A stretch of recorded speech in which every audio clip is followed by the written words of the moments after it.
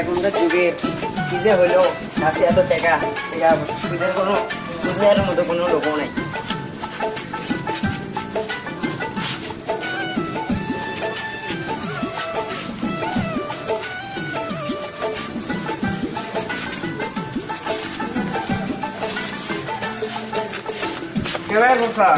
বলো ভাইয়া কি করেন বল?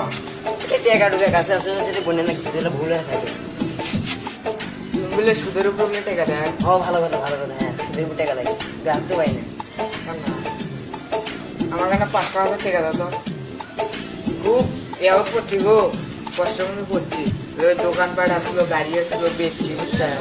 আমি 5,000 টাকা দরকার, একটা নতুন গাড়ি কিনবো, সেটার জন্য 5,000 টাকা দরকার। আমার 5,000 টাকা সুদের উপরে দেবো।